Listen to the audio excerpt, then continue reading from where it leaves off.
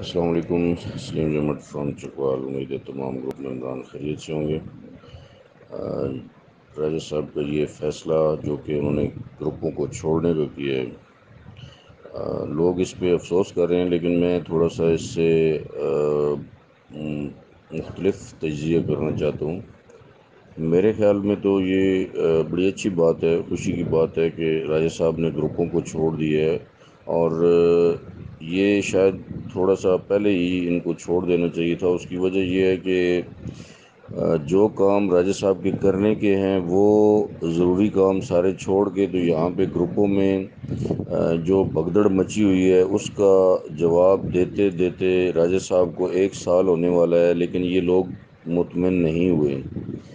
تو آئندہ بھی میرے خیال میں اس قوم نے تو مطمئن ہونا نہیں ہے. تو راجہ صاحب کے جو ضروری کام کرنے کے ہیں وہ سارے پینڈنگ میں پڑے رہتے ہیں. پھر ان کی ان کو اپنی صحت کا بھی خیال نہیں ہوتا، اپنے آرام کا بھی خیال نہیں ہوتا. اسی طرح جس طرح ملک نوید صاحب ہیں، ابھی وہ کبھی کبھار آتے ہیں گروپوں میں، اپنی حاضری دیتے ہیں اور چلے جاتے ہیں.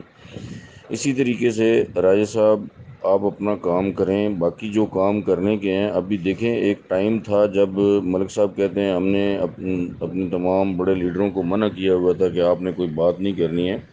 تو اب یہ وقت ہے کہ اپنے ٹیموں کو، ہر لیڈر جو ہے وہ اپنی اپنی ٹیموں کو کنٹرول کرے.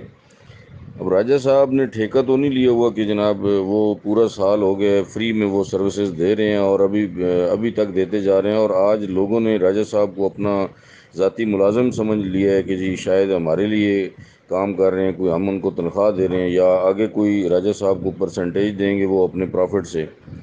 اس طرح کی کوئی بات نہیں ہے. تو راجہ صاحب آپ اپنا کام کریں، اور میری تمام لیڈرز سے یہ گزارش ہے کہ یہ جو بوجھ ہے جو راجہ صاحب نے اٹھایا ہوا تھا، یہ اپنے اپنے حصے کا بوجھ سارے لیڈر اٹھائیں اور اپنی اپنی ٹیم کو جو ہے وہ سیٹسفائی کریں، ان کو کنٹرول کریں. اور یہ گروپ جو اتنے گروپ بنے ہوئے ہیں، اور یہ بالکل صحیح فیصلہ ہے کہ جی ہر گروپ میں وہی لوگ شامل ہیں اور بار بار وہی سوال کر رہے ہیں. یہ کوئی طریقہ نہیں ہے. ہمیں چاہیے کہ اپنی ٹیموں کو خود سے سنبھالیں اور آگے جو آنے والا سسٹم ہے اس کے بارے میں ان کو آگاہی دیں.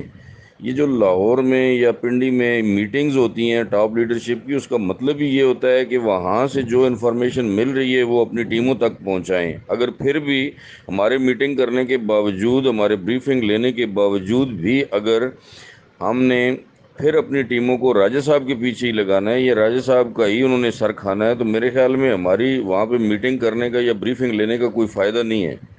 اس کا فائدہ تب ہے کہ راجہ صاحب تک کوئی سوال پھر نہ جائے، ملک نوید صاحب تک کوئی سوال نہ جائے.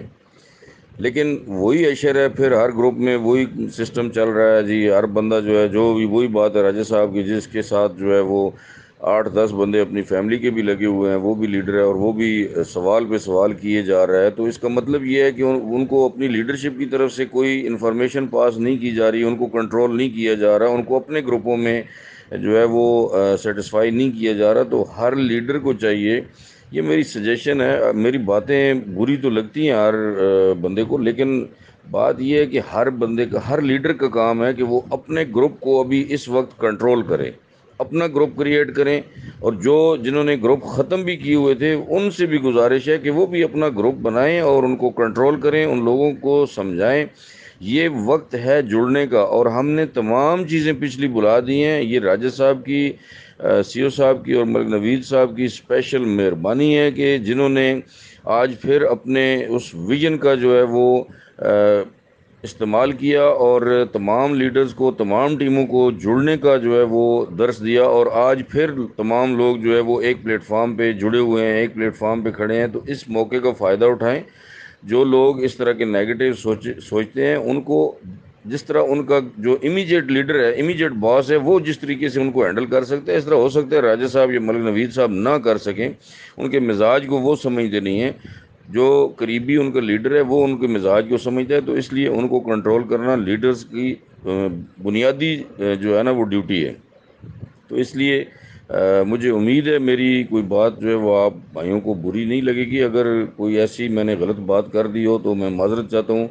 اسی کے ساتھ اجازت، اور ساتھ میں آخر میں سی او صاحب کے لیے کل بھی ہم نے یہاں پہ چکوال میں ایک میٹنگ رکھی ہوئی تھی، وہاں پہ دعا بھی کروائی گئی، اور ہماری دعا ہے چکوال گروپ کی طرف سے، چکوال ٹائیگر گروپ کی طرف سے، اور تمام جتنی بھی ہماری ٹیم ہے اس کی طرف سے ہم دعا کرتے ہیں کہ اللہ تعالیٰ سی او صاحب کو صحت کاملہ و عاجلہ اور لمبی زندگی عطا فرمائے، آمین ثم آمین۔